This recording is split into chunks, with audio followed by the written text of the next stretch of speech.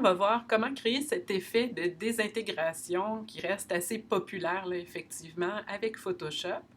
Donc, sans plus tarder, on commence avec notre modèle.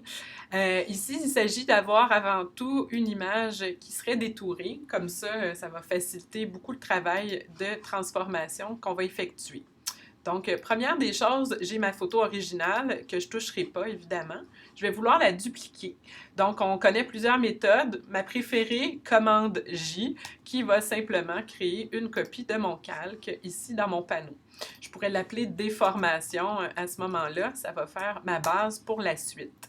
La suite qui est, bien entendu, une déformation qu'on va vouloir créer de façon à vraiment générer un volume qui sera ensuite de ça notre petit effet d'explosion.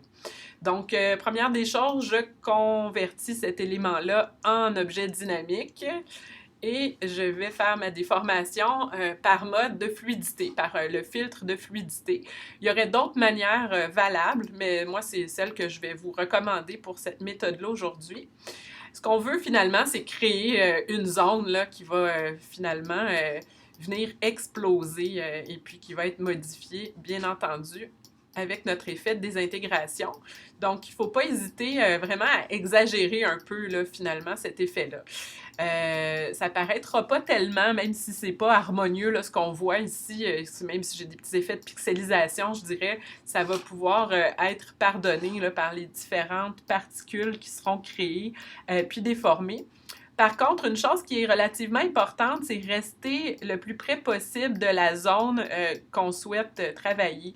C'est-à-dire, là, ici, vous me voyez, je travaille le bras vraiment individuellement, de façon à ce qu'au moment où je vais venir finalement créer mon explosion, ça va être de la peau qui va être visible comme coloration, plutôt que si c'était le chandail, puis ça ferait peut-être pas nécessairement un résultat totalement réaliste ou harmonieux.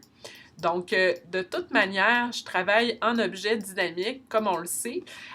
Donc, si jamais il y a quelque chose qui jurait vraiment, je pourrais venir modifier par la suite quand même cet objet-là, cette crinière qui commence à être assez déformée. Merci.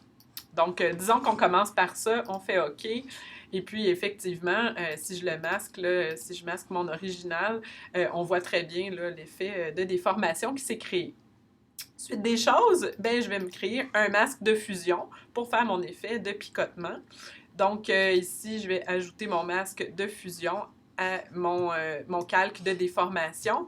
Et ensuite de ça, je vais travailler en négatif. Donc, ce que je veux finalement, c'est remplir de noir mon masque de fusion.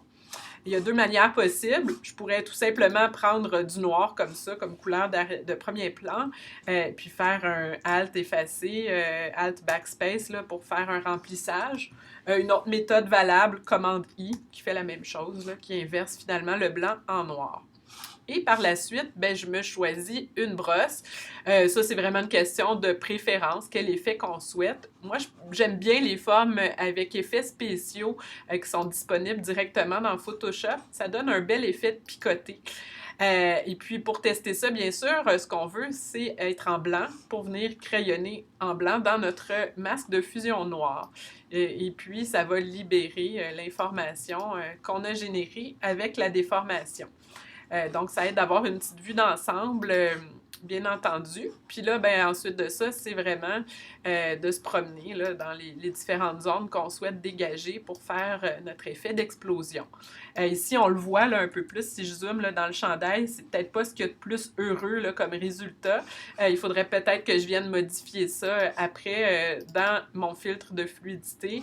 Peut-être resserrer un peu plus l'information des pixels. Je ferai OK. Là, ça se peut que ça prenne un certain temps à processer. Là, ça commence à être un document un peu plus complexe. Donc, je vais juste faire annuler puis poursuivre pour la démo pour ça ici. Donc, comme on voit, avec du blanc, je peux changer en cours de route là, de pinceau aussi, dépendamment de l'effet souhaité.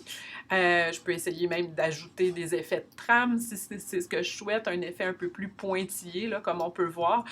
C'est vraiment après une question de concept, là, une question de préférence artistique de chacun d'entre vous. Donc, une première base d'explosion, si on peut dire. Et puis là, ben, il va s'agir, bien entendu, de venir compléter avec l'intérieur du personnage pour créer quelque chose de plus réaliste. Donc, je vais faire la même chose. Je vais venir déplacer mon calque sous mon personnage original ici.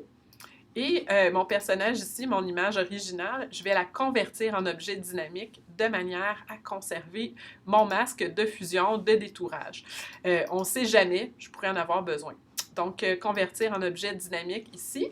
Et là, je me crée un autre masque de fusion par-dessus, de manière ici à venir travailler en positif, donc en noir sur blanc, et avec les pinceaux de mon choix, les formes de mon choix, venir créer finalement l'effet intérieur de cette explosion, donc dans le personnage, pour vraiment créer la désintégration là, proprement dite ici. Donc, je peux encore une fois alterner avec les formes selon ce que je souhaite. Si jamais j'y allais trop fort et puis, bon, j'exagérais un peu trop les picots, là, je peux le faire ici pour voir. Je peux bien sûr venir corriger avec du blanc. Je peux prendre la même forme ou une autre et puis venir estomper un peu plus mon effet là, volontairement à ce moment-là. Donc, ici, voilà.